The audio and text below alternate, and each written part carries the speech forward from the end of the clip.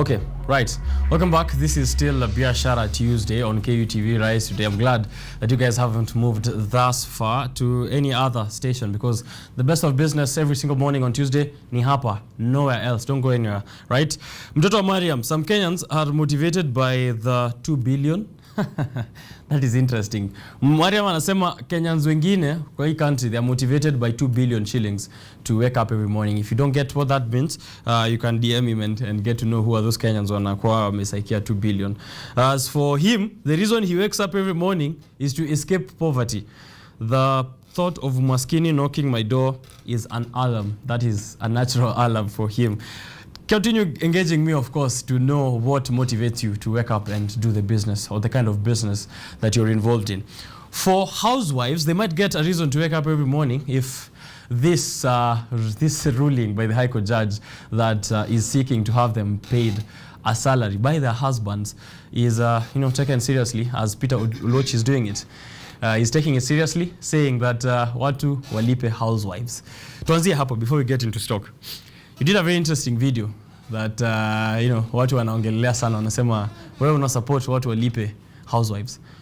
And according to that High Court ruling, why should people? I thought marriage is a partnership that doesn't need, it's not a job. Yeah, marriage is a partnership that it's not a job. But for me, this is my take.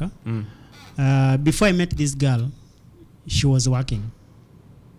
And courtesy of our marriage and taking care of children, and you are not lucky to get a good housemaid, then in most cases women sacrifice their jobs to take care of the children. So she ends up not getting an income. So just to appreciate her for the good work she's doing, and she can do that for a year or 2 or 3 till the children grow old enough, maybe up to 5 years, when the children are somehow independent. That's when she can go and go back to work. Go back to work. And so for me, I'm seeing it as a way to compensate her for the good work she's doing. How would you measure how much someone should pay their wives? No, it's not a matter of measure how much you should pay. It's a matter of appreciation. You see, giving is a matter of the heart. Some people I saw the other day, like SK Masharia, the wife gave him a Land Rover, a Range Rover. A very expensive one. Yeah, very expensive, very expensive car. Some people give their wives, they fly them in aeroplanes and all this. We see a lot of givings. But even if it's 10 shillings, okay, not 10 shillings, because 10 shillings is too little. But just appreciate the other person. Right. It's a matter of the heart. Enough to show that you're appreciating. Yes, enough to show. And for me, I was giving a formula of how you should be appreciating. What's the formula? How's the formula looking like? The formula I was giving was more of giving the wife 200 shillings every day, and that was 6,000 in a month. And the formula, it is the millionaire formula. If you save 200 shillings per day, times 30 days is 6,000. Repeat that times 12 months is about 72,000. But since you are saving and investing in the stock market, the money grows to 100,000. And if you repeat that for about some 10 years, the money grows to almost 1 million.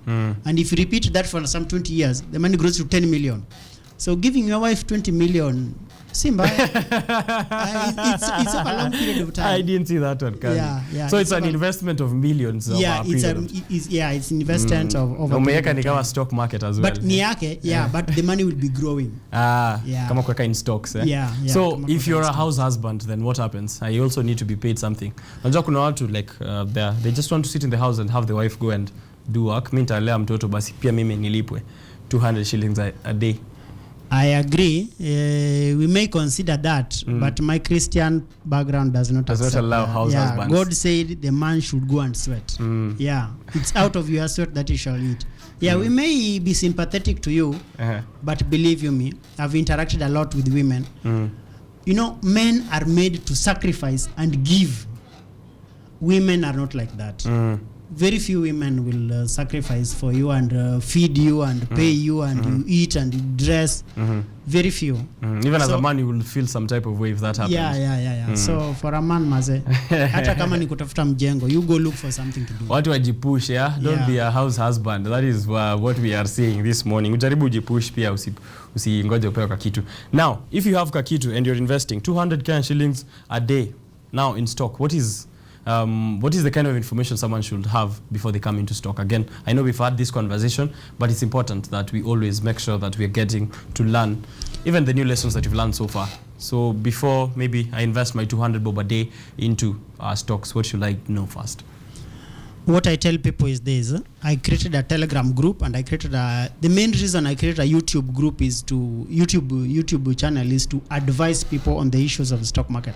Stock market is very complex. If you buy the wrong stock, you lose your money.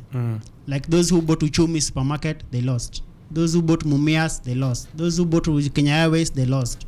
Taskis. Many investors have lost money in the stock market. So I decided to create a YouTube channel, and I decided to create, so you can check out YouTube, Peter Oluoch. You will find me. Then I guide people. Then I also created a Telegram channel where I guide people on the stock market. So it's good to get guidance. If you are working with an expert, then first thing, get guidance. Yes, before you get guidance, get information. Right. Yes. Now, once you get the information, now you go out there and put in your money. Then now you can invest once you have the information. How do you measure if your investment is going to be successful? Most of the times when you are putting your money, you personally. Okay, me personally, how would I know that my investment will be successful? How do you weigh whether you're going to be successful with the kind of investments you make? This is what I do. I buy companies that we use every day. On your hand is a phone, a mobile phone. Right.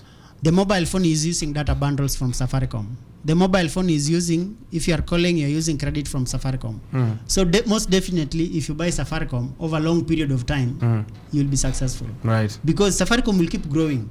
Right now, you may not have children. Your children will come. Your children will be using still Safaricom. So, and your mom has Safaricom, and your grandfather has Safaricom. The same thing. So out of one person, you can find a generation of maybe 10, 20 people. All of them are dedicated to Safaricom. So if you are buying companies used every day, like Safaricom we use every day, banking, KCB, Equity, we use those ones every day.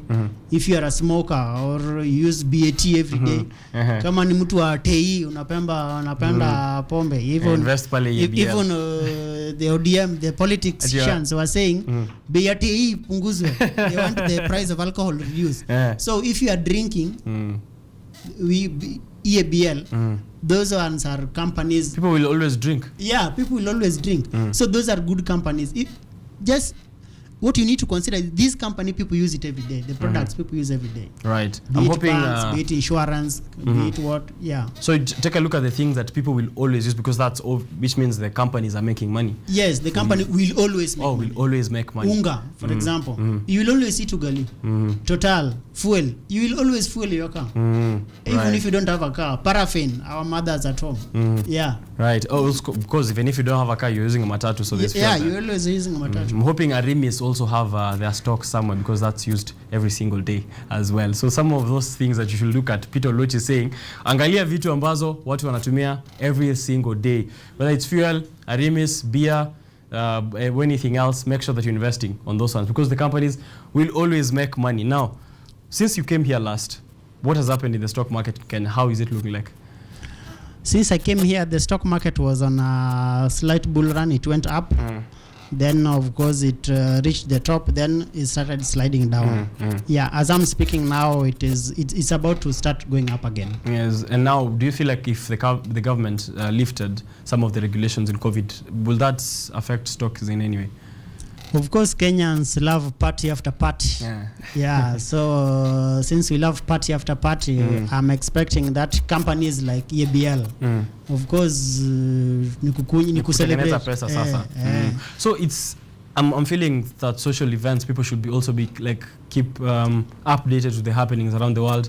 Kama kuna social events or political occurrences that are happening, they should know and be aware of the companies that are going to benefit from that. Yes. Right. So what we're investing in EABL, in the other ones that we're expecting to, of course, benefit from a possible lifting of the curfew. What are the companies that are performing well now at this moment? Over the last over the last 2 weeks, I told guys in my Telegram group, please buy Bamburi cement. Bamburi cement was 36 shillings. And within 14 days, Bamburi Cement went from 36 shillings to almost 40 shillings by yesterday. Then they've made a profit of about 10% return in about in less than 30 days. Actually, my principle is very simple. I tell guys in my Telegram group, and if you are new to, if you are not in Telegram group, you need to search for Stock Market Investing 101. Or if you go to YouTube and watch any of my videos, you'll find a link there. So what I do is tell people, I guide people. Buy stock A, they buy. Buy stock B, they buy. Buy stock C, they buy. Buy stock D. So I've been doing that over a period of 10 months. Our aim was to make 100% return in the stock market in 1 year. It is much higher than what the banks give you, the insurance companies give you, the money market give you, the treasury bills give you. I'm giving them a much higher return. And the Telegram channel people should join is Peter Oluoch. No, it's not called Peter Oluoch. It's called Stock Market Investing 101. Peter Oluoch is the YouTube channel. Yes, that you YouTube have. channel is Peter Oluoch. How often do you update the YouTube videos channel? there? Yeah. YouTube channel nowadays I update it every day. Every single day I'm uploading a video. That's some dedication. It is serious dedication. That's serious dedication every single day. Yeah. What information is there that you're giving out every single day? Of course, I'm hoping tips on how to invest and where to invest. What else do we have there? Okay, basically what happens is I'm a stock market researcher, so I read a lot about the stock market, and out of my reading, I create videos. Then secondly, of course, I also comment on topical issues, like now we are commenting on the judges want housewives paid. I also did a video on Pandora Papers. So sometimes I create videos out of the normal occurrence, what happens in everyday life. You did a video on Pandora Papers. Yes, and sometimes I create videos based on my research. Most of them is based on my research. All right, that is interesting. Now into the year, into the future, you are teaching and you're also researching and you're also like educating people. What else can we expect from you? Or what do you have lined up? Do you have any classes or courses that you want people to take either physically? Because I'm guessing some people might not have the some others are not keen when it comes to studying something online. Is there a way that they can reach to? I'm publishing a book. Actually, I should have carried it. The book should be out in 30 days time. So this book, Kenyans, we have very little trust. If someone tells you I can make a millionaire, you're like, hey, maze, jitengeneze kwanza tuonyeshe hiyo milioni. So what I did over the last 1 year is try to make myself a millionaire first. And of course, I've been trying to do it with a group of people. We have almost 8,000 people in the Telegram channel. So every month we are buying stock A, selling, buying, selling, buying, selling, buying, selling. So guys think, okay, this thing really works. So this money is not a con man after all.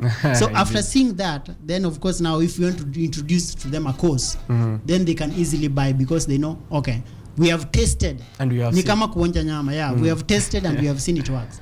So truly, then people can. So courses are coming up. I'm coming up with books on the stock market. That can guide people on investing. Right. Someone came here last week, a forex trader as well, and they said they also invest in the stock markets, in the money markets as well. But they're saying that if you ever get conned while you are making such type of investment or putting your money out there, you are the gullible one. If you get conned, it is up to you that the information is all out there. Would you say that is true? That if it is up to you if you ever lost money? That is not very fair. You see, this is the truth. Money subject we are never ever taught in school. We are not taught in primary. We are not taught in secondary. We are not taught in the university how to make money. So these money things and finance investments, money are things people learn after college. Mostly you develop an interest in you first you get a salary. Then you start wondering, hey, I had 30,000 yesterday. Today I had nothing. So where did the money go? So the moment you start wasting money, salary 1, salary 2, salary 3, then you start realizing, okay, I need to start saving. I need to start investing. That's when you start getting into the subject of money. And when you start anything, you are a brand new baby. And a brand new baby you will fall, you will stumble. Hit objects. Hit objects. And as an adult, you are doing that with money. Yeah, So yeah, being you're- conned is very, very easy. So you can't say if you are conned, you are the foolish one. Yeah. It's unfair really, because Right. you are a brand new baby in this field. You don't know investment ways. You don't know which way is right. Which way You are is being wrong? bombarded with all these saving schemes. You don't And know you whether know- to save in the circle. You don't know whether to save in the money market. You don't know Alright, whether to save in chama. the bank, chama. And of course, there are also cons. There are also, like forex is very tricky and very risky. Within a second, it can go very high up, and within a second, it can drop very fast, and you lose your money.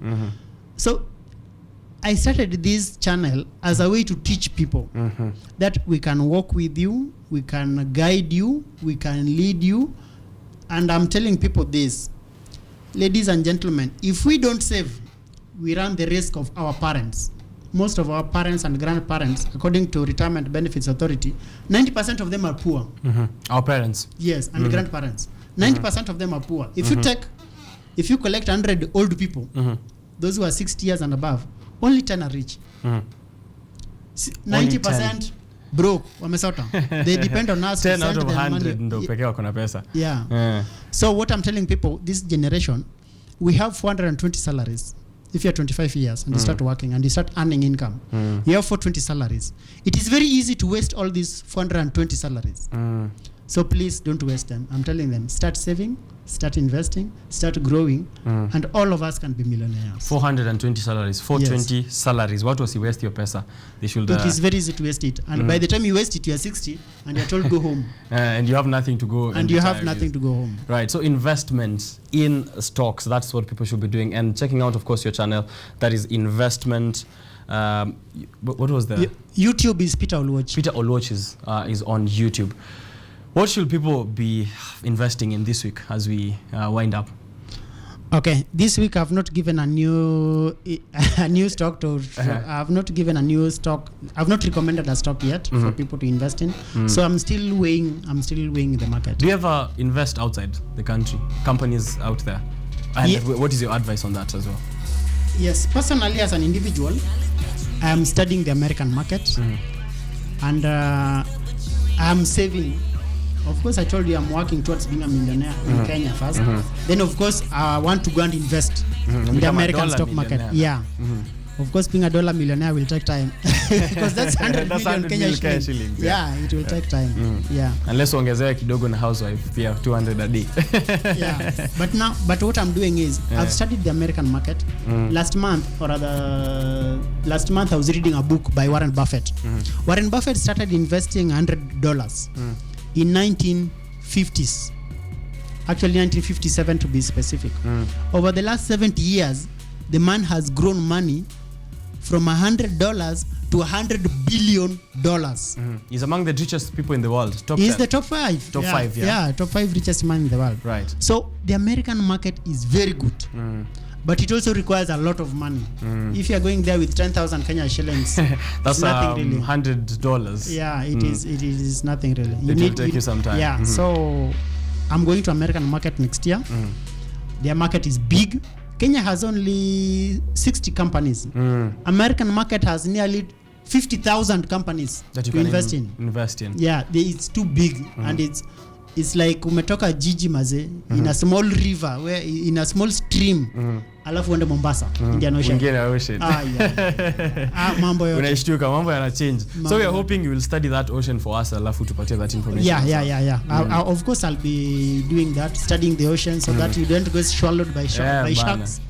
Of course there are sharks and they can easily swallow you. Kenya, are there sharks in the Kenyan market? Watu wamepoteza pesa in random Kenya stocks. Watu wamepoteza pesa. I told you uchumi. Mumias. Imagine Mumias was 60 shillings, one share. It reduced to 0. So if you invested, you have nothing to You have nothing. People have lost money in uchumi, Mumias. Kenya Airways. Kenya Airways, one stock was 147 shillings. Kenya Airways reduced from 147 to 140 to 130 to 100 to 50 to 20 to 0 to 1 shilling. Now the people lost dearly. People who had invested thinking yes, people who had invested. So that's the reason I started teaching people about the stock market. Because if you don't get guidance, you will lose terribly. The Kenyan government, it isn't interesting that you've mentioned Kenya Airways and also KPLC. The Kenyan government, the Treasury, the Ministry of Treasury are saying they are going to inject a couple of billions into, they are actually going to invest a couple of billions there on the dailies today into Kenya Airways and KPLC to make a turnaround. Should this signal anything? Should people go invest or wachane hiyo story ya Kenya Airways? Kenya Airways. I have no hopes. Kenya, the government has been doing this over the last, I don't know, 5, 6, 7 years. Even Every pumping money year. into Mumias as well to try to revive They have been trying to revive Mumias, nothing. Trying to revive Kenya Airways, nothing. I sympathize with government. Government is the worst person. Government doesn't know how to do business. And government doesn't know how to do business. They should just do politics. Government should just give people an enabling environment. Soko analysts complains all the time. There's a friend in Twitter called Soko analyst. Right. Government should give you an enabling environment to do business. Government in itself is a very poor businessman. Right. The government itself is a poor businessman. We're hoping there's going to be a good environment so that people don't get swallowed by sharks. We hope so. We pray so. Right. Thank you very much, Peter. This conversation is always interesting. I'm hoping that we can continue, of course, having this. Watu wajue kuinvest and they know that people are making money. We're trying to make you a millionaire. Peter Oluoch asikue millionaire peke yake so that tutakuwa hapo kando sitting on the round table. Anything else I might have left, you can tell to the people. Ladies and gentlemen, my urge to you is one.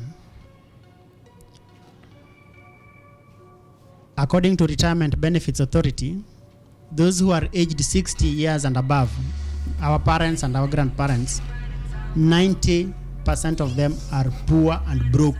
These people, they worked for 30 years. Some of them worked for 40 years and they saved nothing. It was just party after party and they are broke. Ladies and gentlemen, we are young. We have 420 salaries to earn every month. If you squander all this money, you are going to join the league of broke people. Don't do that. Save 10% of your money, save 20% of your money, save 30% if you can. If you are single, save 50% of your money.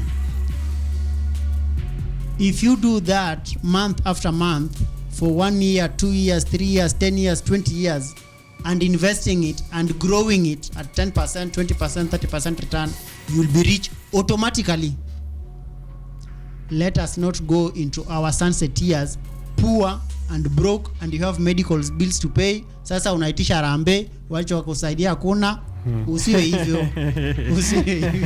Usiwe hivyo. Invest, save your money and invest and make some more. Right. Join us on YouTube. Go to YouTube, search for Peter Oluoch. Join us on Telegram, Stock Market Investing 101. Stock Market Investing 101. Housewives walipo, yeah? Housewives lazima walipwe maze. If you don't pay them, utawekwa septic tank. Right, now let's take a break here. Then I'm coming back with what is happening on those newspapers. Wambua is in the building. Let's get that.